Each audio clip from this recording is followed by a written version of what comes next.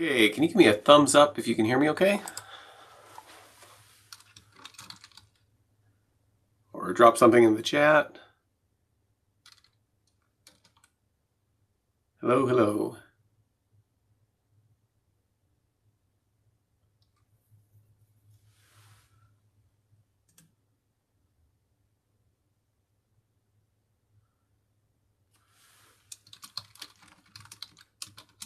Testing 1, 2, 3. Can you guys hear okay?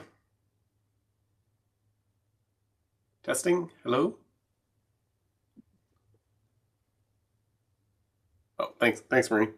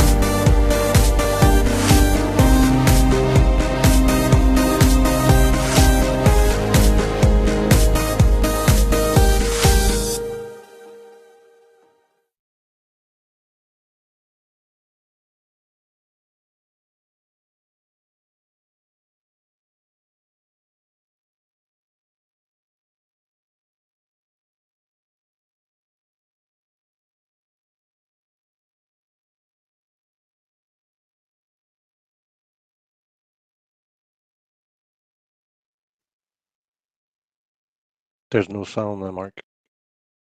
Okay, and what I said back there was so brilliant. Let's see if I can do it again. So, okay, we're talking about Agile principle number 8 today, sustainable development. And I think this is an agile principle that we really feel the pain if we're not doing it well. But sometimes it's not the principle that we're most focused on being proactive about. So hopefully it'll be interesting. And we're premiering a new agile cartoon. You'll be the first people I think to see it here. So that'll be great. Coming up in the coming weeks, next week we've got Alex Bird's going to be talking about how do you become an expert. You should have the invites for this, should be on your calendar. If not, let me know, make sure you get that.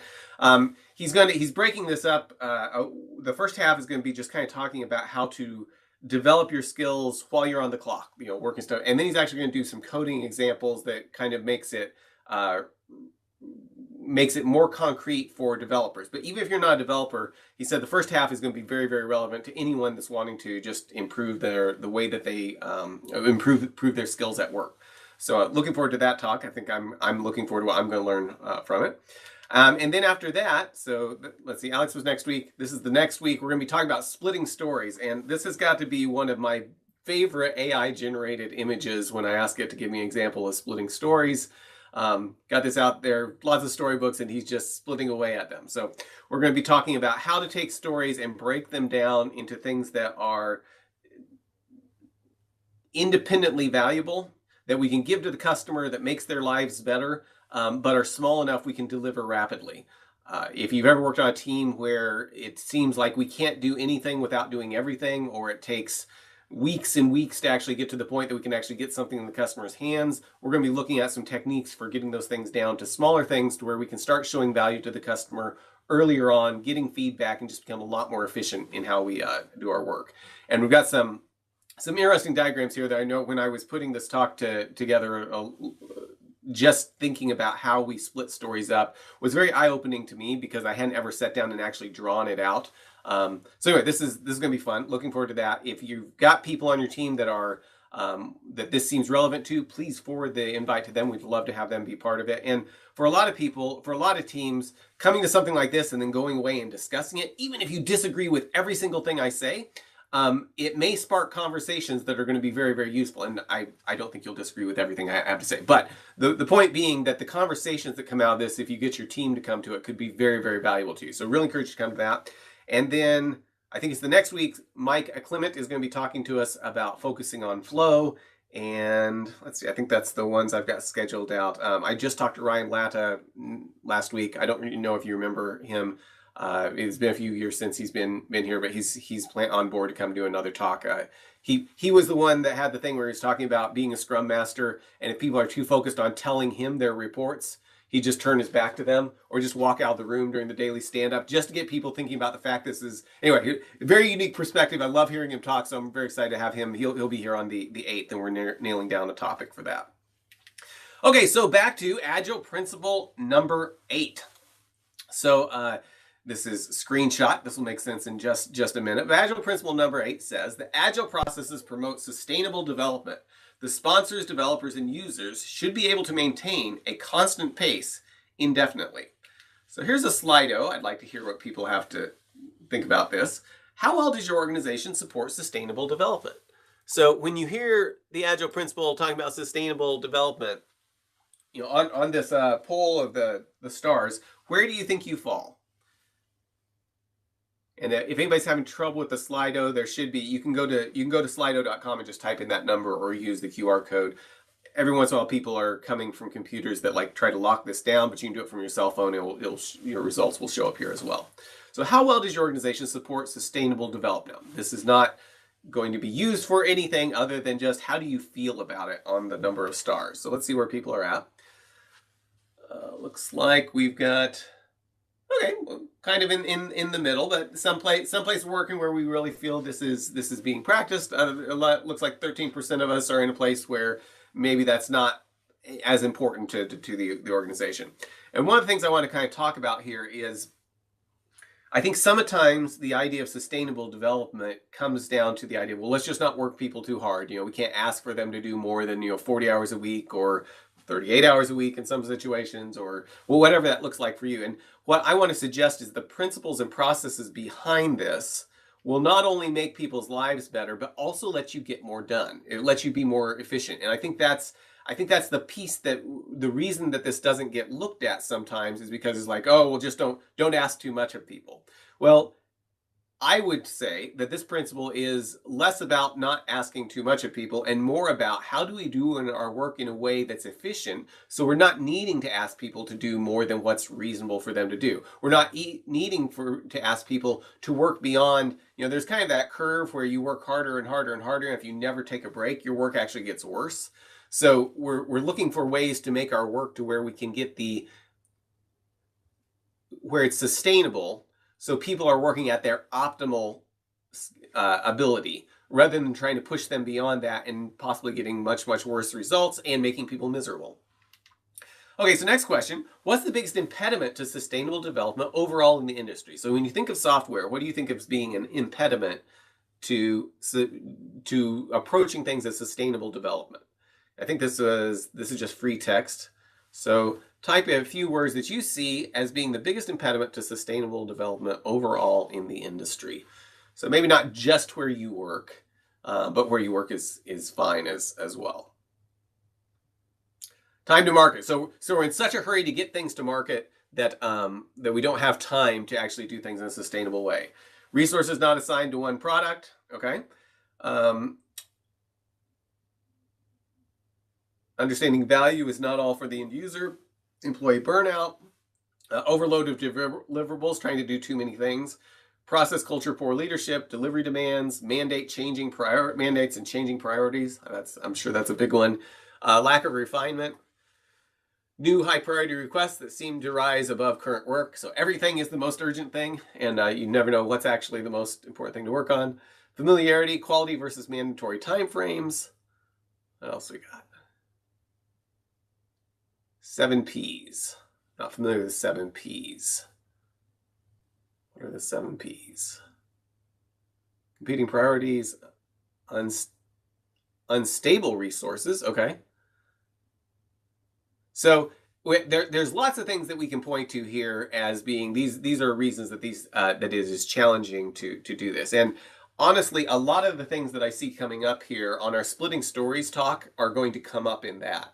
So I think a big piece of this, code is not all tangled to make the work small. I think a lot of what, if you're struggling with any of these things, be sure to come to that talk, because a lot of these things come down to the idea that we can't deliver a small piece of things, or we're seeing things as monolithic. We need to deliver all this stuff all at once, all together, instead of being able to break it down into smaller pieces so we can deliver the most important parts first and then decide if we want to do the less important parts. And that has a huge impact on how sustainable our work is. So that talk's going to really, I think, support some proper prior planning, prevent. Oh, okay. That's not one that I've used before, but okay.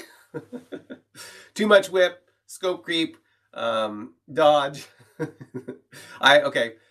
probably got some people here from government agencies that are experiencing dodge as being an impediment to sustainable development. I could see how that could be happening. Too much task switching. Okay, so these are all things that we probably all experience different aspects of these. Here's a XKCD cartoon that I liked, and what they're doing is showing the frequency of the use of the word sustainable in English text as percentage of all words by year. So we went back and looked at, I think, Google's how frequently this word appears, and what he's showing is that by 2109, at the current rate of increasing our usage of the word sustainable, we'll get to a point where 100% all sentences are just the word sustainable repeated over and over again, based on the way that we're continuing to use the word sustainable more and more. Now, chances are that's not going to happen, but I thought it was a funny look about the idea that the word sustainable is not, our increase in the use of the word sustainable is not on a sustainable path. So we'll see how that works out. So 2036 is not that far off, and we should have the word sustainable on every single page of text if this trend continues. Okay, so let's look at our Agile cartoon. So this is just meant to be a kind of fun cartoon to look at the Agile principle, hopefully in a slightly humorous way, to get us thinking about what it means to be sustainable, and maybe some ways that we build things in a way, or that we do our work in a way that's not sustainable, thinking we're doing the right thing. And we're going to look at an example of a track team. So here we go. Agile principle number 8. Agile processes promote sustainable development. The sponsors, developers, and users should be able to maintain a constant pace indefinitely. Principle number 8 may not be nearly as exciting as some of the other principles, but that doesn't mean it isn't important. In many ways, this principle provides guidance on how the other principles are to be followed.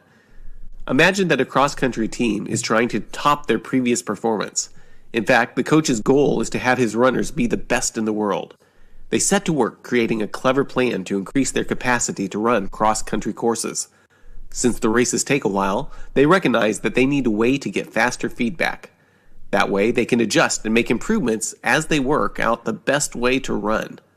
So they decide to break up their work into smaller increments to experiment more rapidly. They need some name for these smaller incremental runs and land on calling them sprints. Each of these short runs are only 2 weeks long. Each of these sprint runs are for only 100 meters. So the coach has his teams running these sprints of 100 meters. The results of the first few runs are promising. Most of the team is able to do these sprints in 11 to 13 seconds. Everyone is excited about what they're seeing on the stopwatch. They aren't sure, but it seems that every single runner is hitting higher speeds than they ever achieved on their longer races. The coach calls in the math professors and they work out that at 12 seconds, his runners are going more than 18 miles per hour, faster than they had ever done on their previous races. With a bit more time at the chalkboard, they realize that if a student can do 100 meters in 12 seconds, the 5K will only take 10 minutes to run. The coach knows that the world record for the 5K is a bit over 12 minutes. According to his calculations, a good portion of his runners are now capable of setting new world records. The runners simply need to repeat the sprint 50 times in a row to be the fastest runners on the planet. Better yet, as they continue to train on the sprints, some of the runners are getting even better times than they started with. By breaking the runs down into smaller iterative goals, they've had a breakthrough that the coach just knows is going to revolutionize the world of cross-country running. Of course, there's a reason the coach can't expect runners to run a cross-country race at 18 miles per hour. It's silly to pretend that you can run 5K at the same speed you can run 100 meters. But what is common sense in athletics can often be missed in the business world, even when it applies in the same way. Agile processes promote sustainable development. The sponsors, developers, and users should be able to maintain a constant pace indefinitely. Agile principle number 8 is there to help bring some of that common sense into software development. You can't push a team to its limit in a 2-week sprint and then just repeat over and over again. Agile says you need to focus on working in a sustainable way, and everyone should work at a pace that they can continue indefinitely. Early in my career coaching software teams, I was hired by a software firm for a big project. I was working with the team every day, and they were really hitting their stride with regularly delivering incremental improvements and delighting their customer. After a year or so, there was a concern that the team needed to work faster.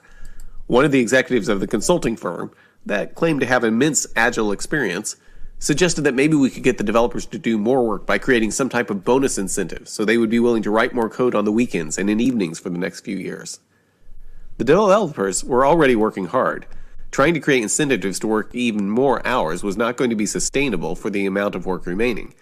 In fact, it was more likely to create a bunch of problems as people started trying to put in more time at the expense of the quality that we had been working so hard to instill in the development process. Fortunately, we were able to point to Agile principle number 8 and show that trying to get people to work even longer days and skipping their weekends wasn't going to actually give the project the agility it needed to be successful. Instead, we were able to shift the focus from trying to get the developers to work longer hours to even stronger, ruthless prioritization of each piece of remaining work. The business was able to defer a number of items in order to focus more time on the things that were absolutely necessary to go live, and this allowed the team to reduce the amount of time until the project go-live date. We were able to replace the unsustainable suggestion of slipping more hours into everyone's work week with the very sustainable strategy of simplifying and sorting the work to make sure we built only the absolutely necessary pieces before moving on to the other important items that didn't block going live. There's nothing wrong with dividing your work into sprints to get faster feedback on how well you are delivering what the customer needs, but your process can't be designed like a 100-meter sprint where you exert an unsustainable effort for a short period. Instead, you need processes that everyone can continue for as long as needed, indefinitely. As Agile principle number 8 says, Agile processes promote sustainable development. The sponsors, developers, and users should be able to maintain a constant pace indefinitely.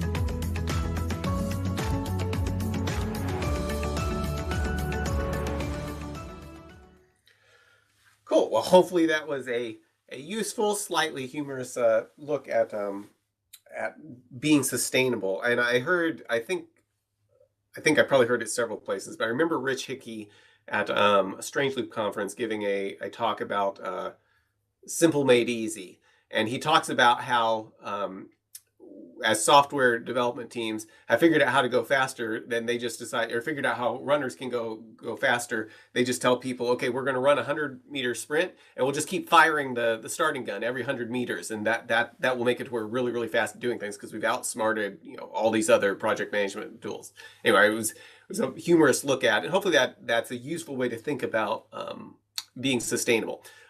This will be part of the talk. Will be up. It will be. I'll post it live on YouTube on the Mark Shed side of things too. If you can't find it for some reason, just send me an email and I can send it to you once I go live. I was keeping it because this was the premiere, so like you guys are special to see it for the first time. Okay, so let's look at the principle a little bit more. So agile processes promote sustainable development. The sponsors, developers, and users should be able to maintain a constant pace indefinitely. Now, one thing I think is important about this doesn't say, it says we're going to promote. It doesn't say that every single thing we do will be sustainable to infinity and beyond, right? We're looking at saying we're wanting to, the agile processes should push us toward being sustainable, but that doesn't mean that there's never ever going to be a situation where maybe it makes sense for somebody to work over the weekend, or never ever makes a situation where maybe it makes sense for the team to agree, hey, we should probably stay a little bit later today so we can get this thing out the door. And so we need to see this principle as being, we need to do our work in a way that promotes toward this, but it doesn't mean that there's never anything it doesn't mean that we're never going to be in a situation where we're doing something that we wouldn't want to do every hour of every day of the week for the rest of our lives. We're using Agile to promote things that are sustainable.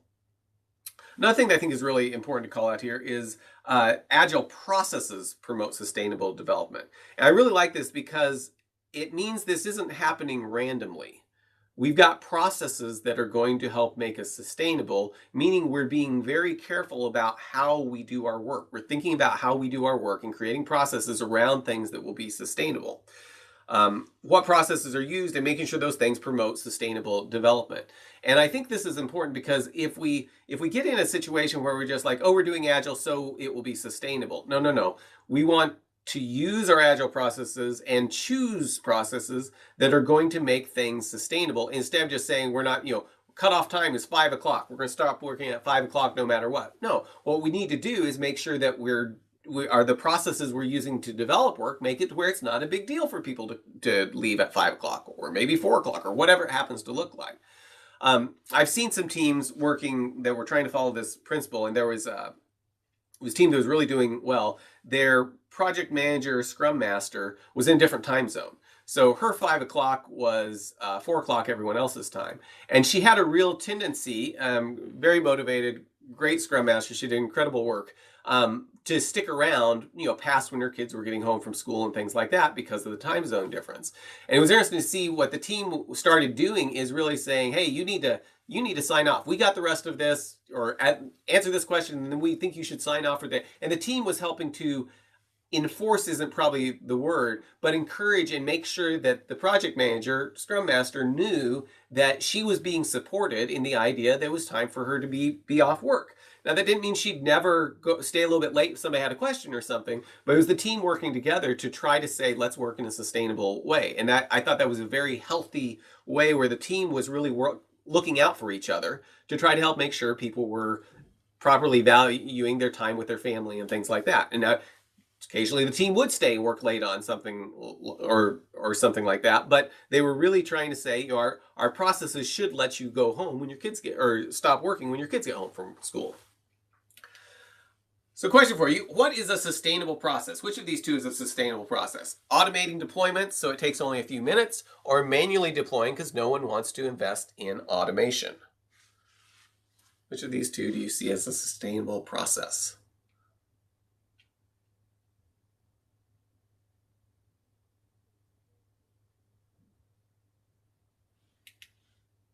Okay, so most of us agree, 100% agreement, that automating deployment so it only takes a few minutes, is a process that will make things more sustainable. Um, it's interesting how much agreement we have on this and how often this doesn't end up happening, right? It's very easy to be in situations where we're not actually putting in the processes to be sustainable because we're too busy or whatever it is. And there's lots of things, if you've seen some of my other talks about this, there's lots of ways to do this poorly to where it doesn't work well, like a team that takes a year to automate the deployment and then starts on the software only to discover that the thing they automated isn't what they actually need for the software they're building once they get into it. But this is, it's simple. It makes sense when we're asked the question, but this isn't always how we approach our work. And this is the type of idea of what a process should be, the processes we should be investing in to make our work sustainable. What about this? Which of these processes is most sustainable? So having the business representatives at the daily stand-up every day, scheduling weekly status meetings with the business, scheduling an information session whenever the developers need to ask a question, or co-locating business people with the developers. And this may let you do different, I can't remember if this one lets you select separate or multiple things. So just which one of these strikes you as being the most sustainable?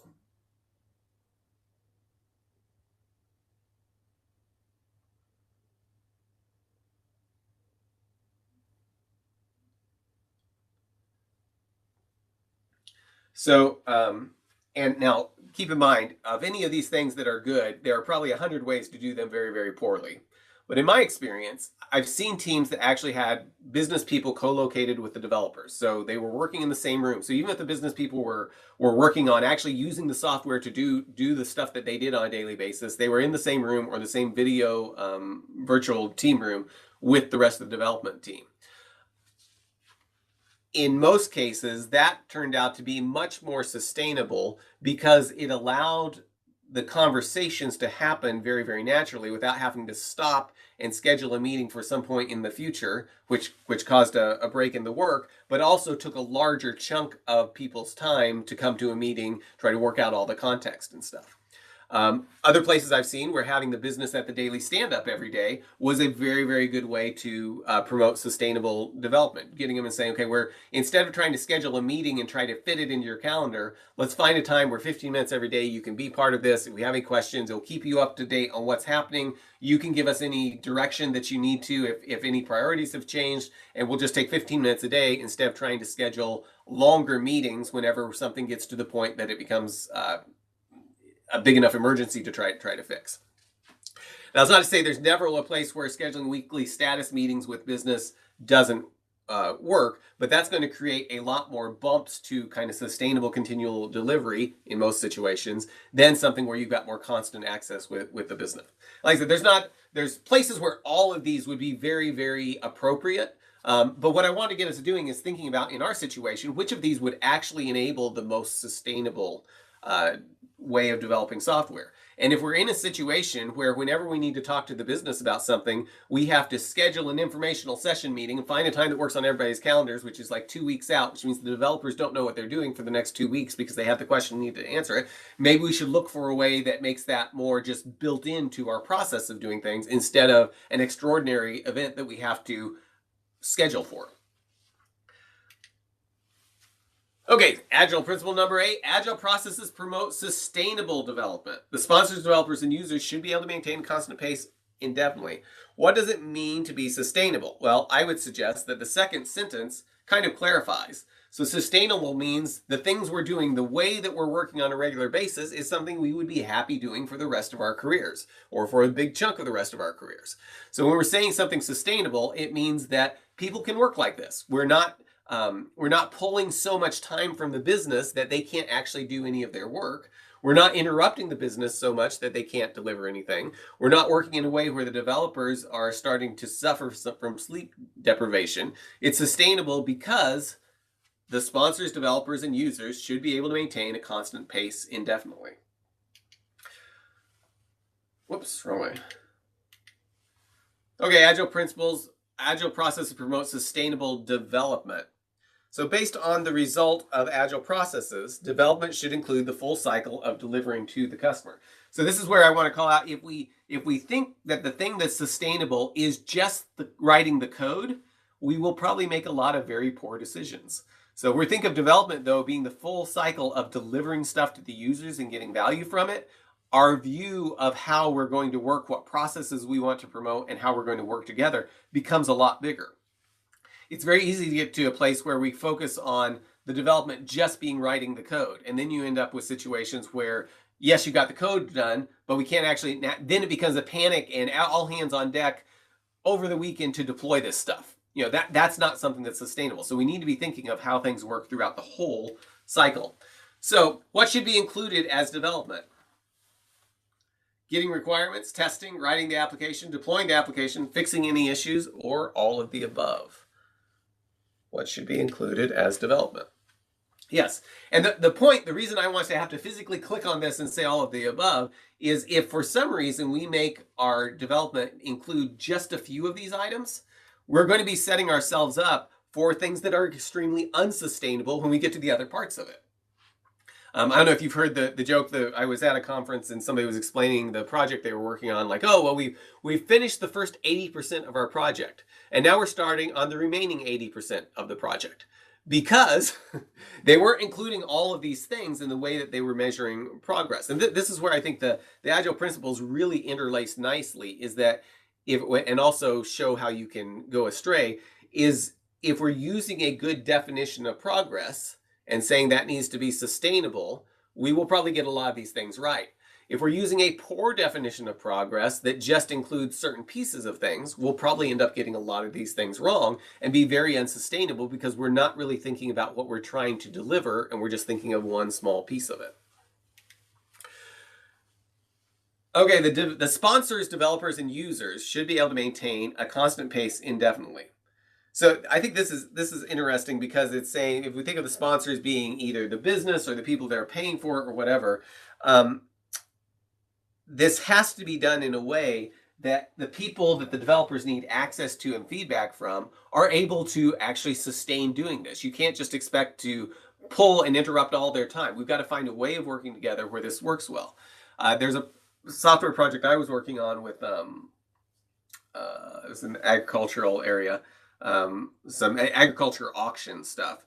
And we found that the sponsors were already working on a bunch of other things that was not sustainable. So we were having a very, very difficult time actually just getting them to say, hey, we built this, can you give us feedback on it? They were very inaccessible because they weren't working in a sustainable way already. So this is something you need to think about. Isn't just like, how can the development team do things, but do we actually have sponsors that can integrate into our processes in a way that is sustainable? Same thing true for the users. So if the team needs users to provide feedback, if we ask for too much from the users, it's not going to be sustainable. And the other big thing I wanted to call out with this is, we may be asking the users to give us feedback on stuff, but I've seen some places where the development team is changing things so fast that the rate of change is not sustainable for the users.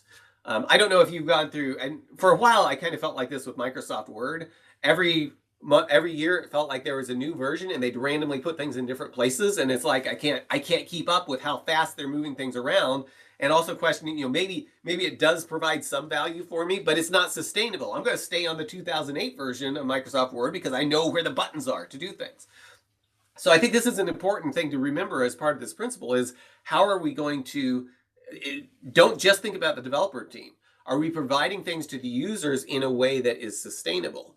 I was we were doing some development work for a lawyer, and I don't know if we got anybody from Virginia, but from what I understand, in Virginia, if you exceed the speed limit beyond a certain point, it's not just that you get a ticket. It's like you go to prison if you're above a certain amount. So as you can imagine, there is a very big need for lawyers, particularly for people out of town or out of state that didn't realize that they were going too fast. And now they're not just looking at paying a fine, they're looking at going to prison unless they can get a lawyer that can really knows what they're doing. Anyway, this friend of mine does that, and so he has a great process in place for taking people that he knows has fines, sending them information saying, hey, I can help represent you if you want. Here's what the process looks like and stuff. So it's a big CRM system for people, particularly people out of state that need legal representation so they don't go to prison for speeding. And we were working with him to improve this kind of homegrown system he had.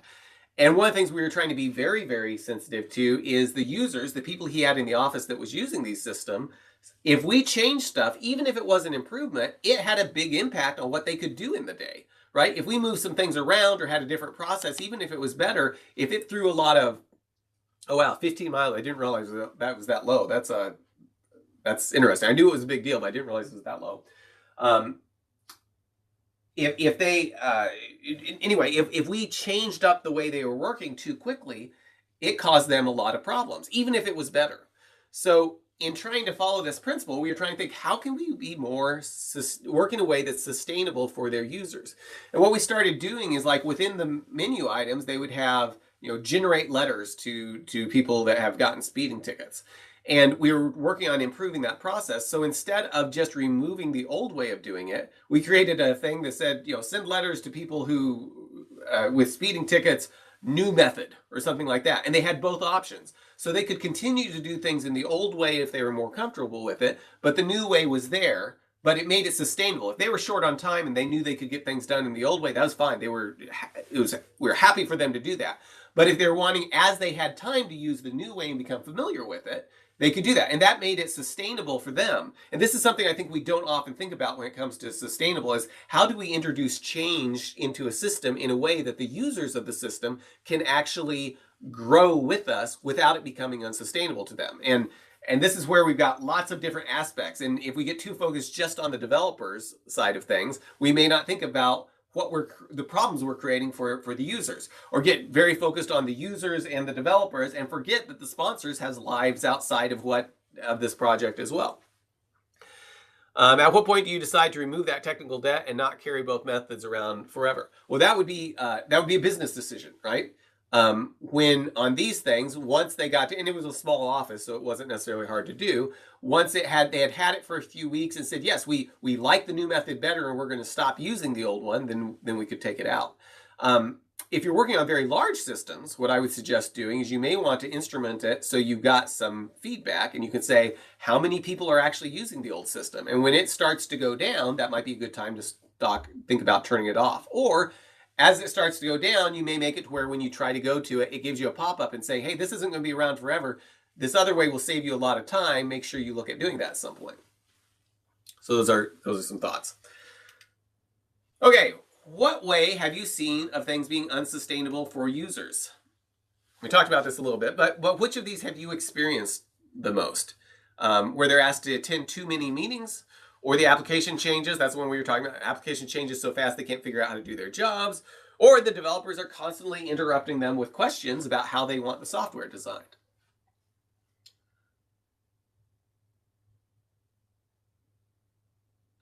Okay, so it looks like people have experienced different things of these, and there's not, you may always have some piece of this, but if we're wanting to develop in a sustainable way, we should be very aware of how the way we're working in our processes, how those actually impact the users.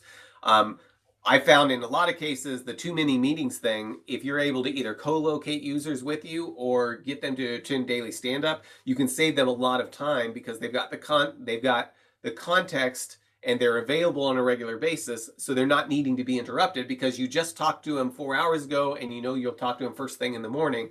That creates a way of flowing for information that may not be there if you're trying to schedule meetings and then can't get people. Okay, so also the sponsor, the developers. And this is the one that I usually think of when I think of sustainable development, is the developers. We want to make sure the developers are not being asked to hurry up and wait. So when we're trying to make things sustainable, we want to make sure that there's not, we want, if we have smooth flow, we're going to be able to create sustainable processes for the developers. I'm guessing, give me a thumbs up if you've experienced this, where the developers keep being told, not yet. And then all of a sudden it's a huge emergency and everything needs to be done right now, today, even though they've known about it for several weeks. So that's a that's a common thing we've probably experienced. That's not sustainable, right? You can't have don't work, don't work, don't work, don't work. Okay, now panic mode. That's not sustainable. We need to find ways to let the developers work in a sustainable way.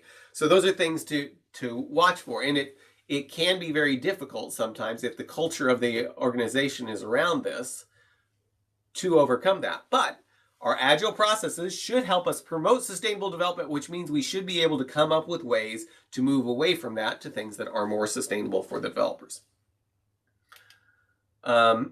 Maintain a constant pace indefinitely. So working in a way that's predictable and consistent, no lurching. And so what I just described usually is this a lot of lurching. Constant pace means we need to try to smooth those things out. Mike Clement's going to be talking to us about flow, which is related to exactly how this works. Let's see. Okay, maintain and indefinitely, which means this gets back to our runner analogy. They cannot maintain the 100-meter run, what they can do in 100 meters, over a long period of time. We want our development to be something, the way that we're developing software, that for all of these people involved, we're able to do this on an indefinite basis, just continuing to work in this way where everybody can be happy, and it can be a very sustainable life of people working, having time for their family, having time for their hobbies and everything, but working together in a way that's not just burning people out. If those runners keep running at the 100-meter pace, they will probably eventually slow down. If they don't, they will kill themselves. We want to not kill our development teams. Okay, so that's a look at the Agile principle number 8.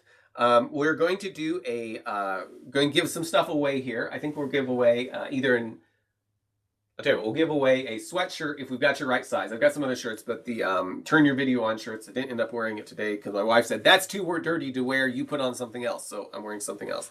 We're going to do that in just a second, but I want to give you a quick kind of overview of this class we're doing. I did this last year. It was a lot of fun. What we do is this is a paid class through Maven. We're going to, matter of fact, let me paste it here in case you want to take a look at it.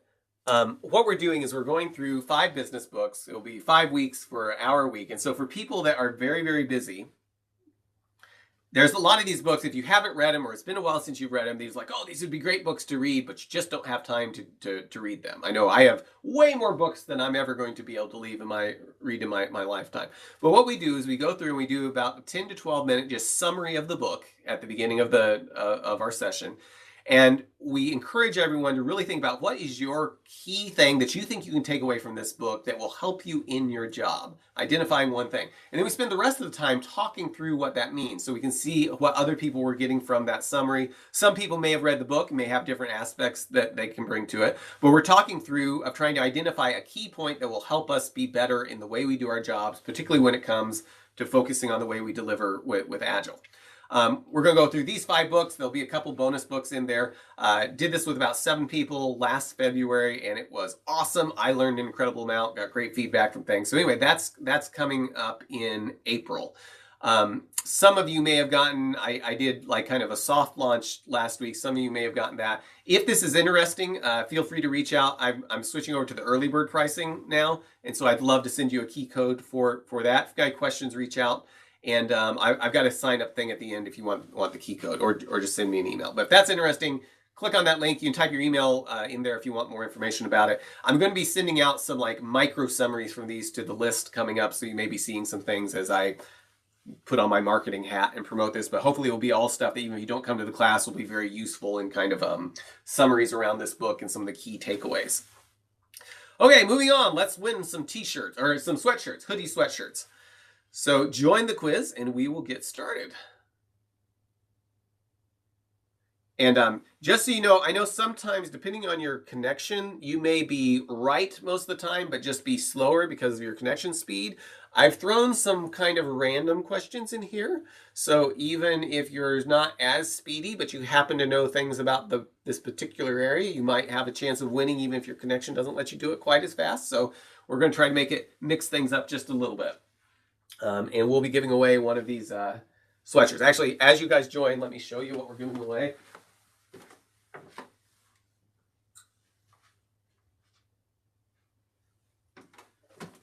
So here we go.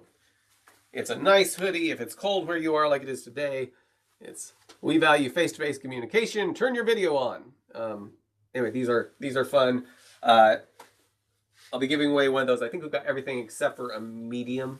And if we don't have your size, I've got some t-shirts or something that'll work. So, okay, we got everybody joined. Got 42 people. Anybody else want to join? We'll count down 4, 3, 2, 1. Okay, let's go. I think we've got 7 questions here or so. Okay, Agile processes what sustainable development? Do they promote sustainable development? Does it create sustainable development? Does it facilitate sustainable development? Or do Agile processes require sustainable development? Lock your answers in. And okay, looks like most people got it. 71% said promote, and that is correct. Agile processes promote sustainable development. What would be a potential way to work in a sustainable way with business people? Potential way would be schedule meetings whenever the developers have a question, only communicate through Word documents on SharePoint, invite them to the daily stand-up, or schedule 2-hour-long status meetings. Based on what we talked about here, what would be the best way to promote sustainable development? And yes, the thing we talked about was invite them to daily stand-ups. If we're scheduling 2-hour-long status meetings each week, we're taking a big chunk of their time every week. And that may not be sustainable for them over the long run, which doesn't mean there's never going to be a case where we actually need to have a meeting. But if we're looking for ways to get feedback quickly and get rid of lurching, then inviting them to the daily stand-up in a lot of situations may be more sustainable. Okay, in our leaderboard, we've got Ryan in the top spot, followed by Dayla, Jeff, Nick, and Steve. Next question. How long should an Agile team be able to maintain a sustainable space? Should they be able to do it until the cows come home, according to the Agile principles, until the cows come home, indefatigably, indefinitely, 2 weeks, or happily ever after?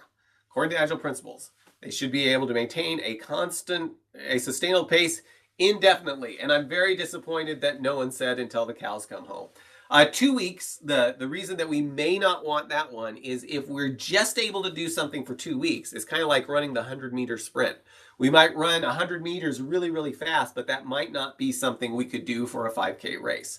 So we want to make sure that we're not just thinking about how can we squeeze the last drop of blood out or last bit of life out of people in this 2-week period, and think more of how can we work in this 2-week period in a way that's sustainable for long periods of time, and how can we change our processes so it's efficient to be sustainable. So indefinitely, yes, that is the Agile principle. Leaderboard, we've got Steve in the top spot, Jeff, Dayla, Ryan M, and Nick. Next question, which books will not be covered in the upcoming class? Okay, so this one you would have had to remember what was on there, or look at the link. Is it Team of Teams, Red Book of West March, Little Bets, or Good to Great? Which one's not going to be covered in the upcoming class? And yes, we are doing Team of Teams, Little Bets, Good to Great, but we're not doing the Red Book of West March. So next question will be, there's our leaderboard.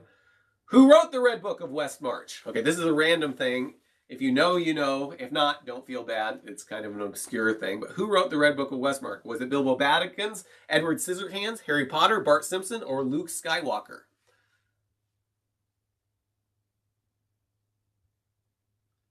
And hey, 58%. That's cool. And I really like that 17% of you said Edward Scissorhands. I'm not sure of any book he wrote in part of that movie. But Bilbo Baggins, supposedly the Red Book of West March was this big collection of things written by hobbits, Bilbo Baggins, and it's where the Hobbit stories were, and I think with Lord of the Rings in it too. Anyway, it's if you're reading some of Tolkien's other stuff, he talks about finding this book. I think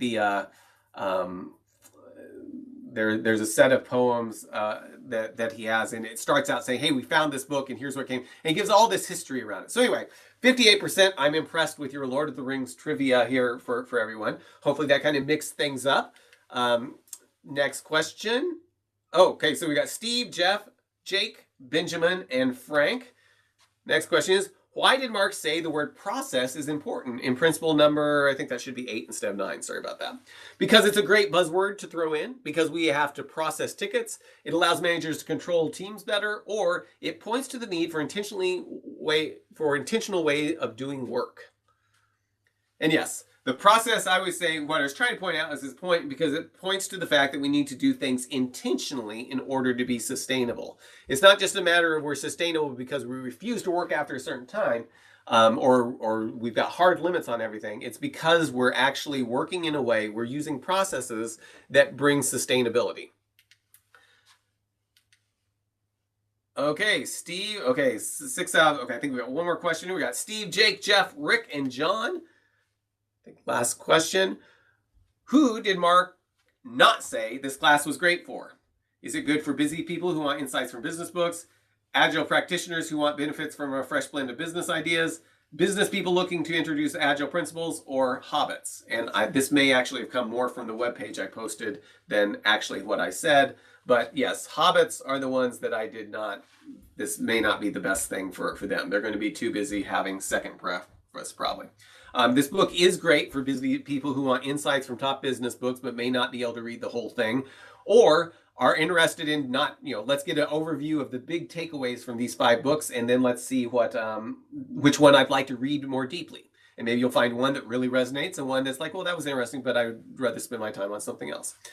Agile practitioners who want to benefit from a fresh blend of business ideas will also find this very, very useful, and business people looking to introduce the Agile principles.